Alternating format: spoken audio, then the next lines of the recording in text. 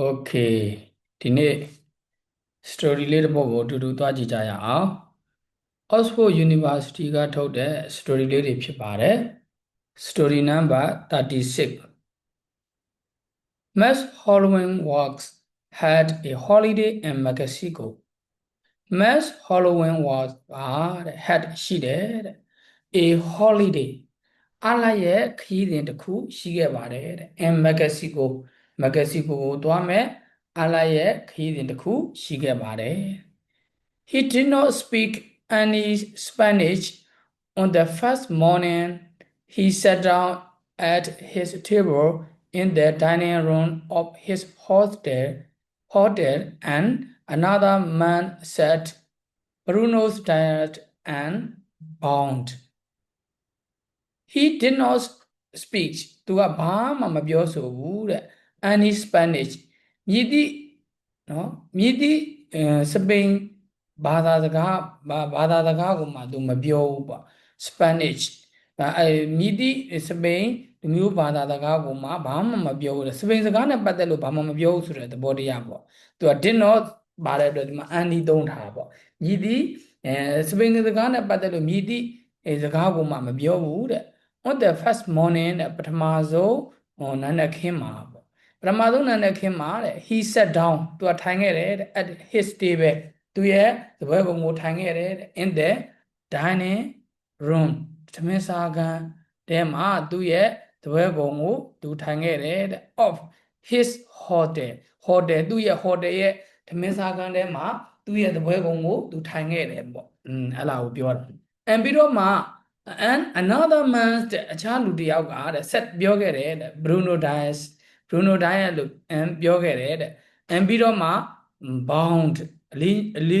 ပြုတာပေါ့နော်ဥညွတ်တယ်ဆိုတော့အလေးပြုတယ်တဲ့လေးပြုခဲ့ပါတယ်တဲ့ Matt said to him said that is his name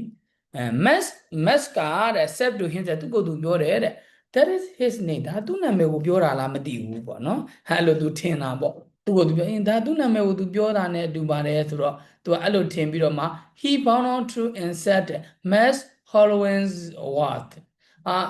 သူကလည်းတဖန်ပြန်ပြီးတော့မှပေါ့သူကလည်းပဲဥညွတ်ပြီးတော့မှMass Holloway what ဖြစ်ပါတယ်သူက Holloway's what ဖြစ်ပါတယ်တဲ့သူနာမည်နဲ့သူမိတ်ဆက်တဲ့ထင်လို့Matt Holloway was ကသူနာမည်နဲ့သူမိတ်ဆက်တဲ့ထင်လို့the next morning the same man bound again and said Bruno's dies and again Matt answered Matt Holloway was ဟုတ်ပြီ the next morning နောက်နံနက်ခင်းမှာလည်းပဲတဲ့နောက်နံနက်ခင်းမှာလည်းပဲthe same man အဲ့ဒီလူကြီးကပဲတဲ့စိန်အတူတူပဲဆိုတာကတော့အဲ့လူကြီးကပဲဘောင်းဥညွတ်တဲ့အာကန်တစ်ခါနောက်တစ်ခါထပ်ပြီးဥညွတ်ပြန်ရောတဲ့ပြီးတော့ဆက်ပြောတယ် Bruno Dias တို့မှပြောတယ်တဲ့ပြီးတော့မှ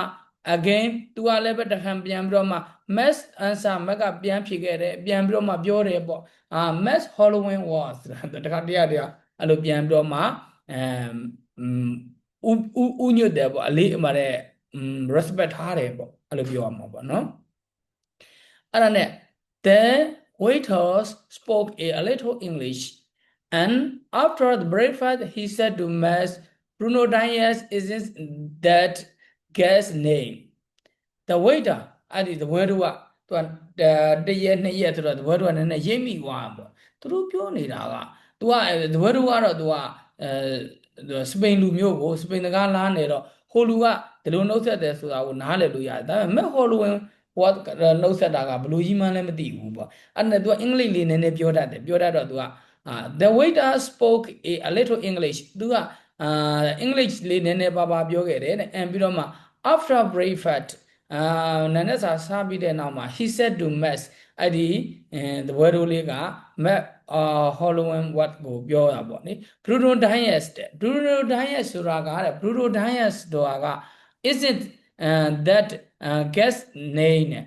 ဒီလို Bruno Dias လို့ပြောတာကတဲ့ဧည့်သည်ရဲ့နာမည်ကိုပြောတာမဟုတ်ဘူးတဲ့သူရဲ့နှုတ်ဆက်တဲ့သူရဲ့နာမည်ကိုပြောတာမဟုတ်ဘူးဧည့်သည်ရဲ့နာမည်ကိုပြောတာမဟုတ်ပါဘူးတဲ့ It is good morning တဲ့အဲ့ဒါ Bruno Dias ဆိုတာ It is good morning in Spanish ဒါစပိန်လို good morning လို့ဆိုပါတယ်တဲ့မဲစပိန်လို good morning လို့ဆိုပါတယ်သူကတော့သူ Bruno Dias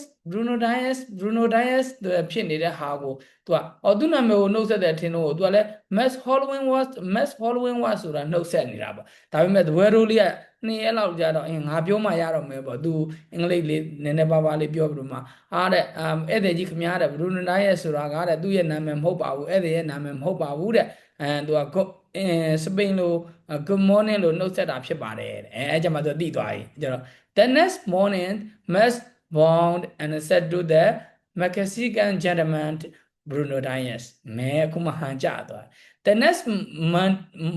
next morning နဲ့နောက်မနေ့မှာတော့တဲ့ Max ကပြောတယ်တဲ့ bound ဥညွတ်ပြီးတော့မှ and said ပြောတယ်တဲ့ to the Mexican gentleman Mexican အမျိုးသားကြီးကိုเนาะအမျိုးသားကြီးကိုသူကBruno Dias မင်္ဂလာပါခင်ဗျာ good morning မှာတဲ့သူနှုတ်ဆက်တယ်တဲ့အဲ့ဒါ the Mexican looked at smile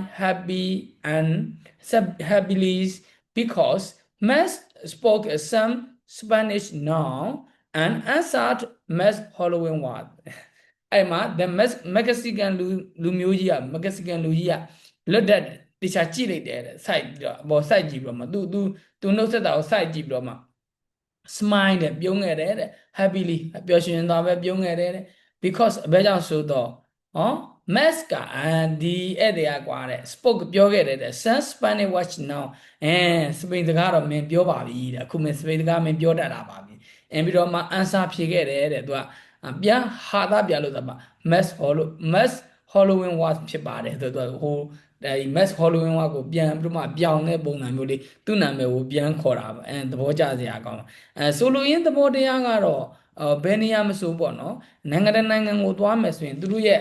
ယဉ်ကျေးမှုဘယ်လိုလို့မင်္ဂလာပါလို့နှုတ်ဆက်တဲ့ဟာမျိုးပုံမှာကိုကထိုင်းသွားမယ်ထိုင်းသွားမယ်ဆိုရင်ဆဝါဒီခါဆိုတဲ့သဘောမျိုးလေးဗီယက်နမ်သွားမယ်ဆိုဗီယက်နမ်ရဲ့သူနှုတ်ဆက်တဲ့ပုံစံမျိုးလေးဘယ်နိုင်ငံသွားတော့ပေါ့သွားတဲ့နိုင်ငံလေးမှာကိုကအဲ့လိုလေးနှုတ်ဆက်တတ်ဖို့ရသူတို့ပြောတာလေးကိုကပြန်ပြီး response လုပ်ဖို့ရပြောမှဆို culture ပေါ့လူရဲ့ယဉ်ကျေးမှုလို့ထင်ပါတယ်ဟုတ်ပြီokay let me stop here thank you so much good luck to you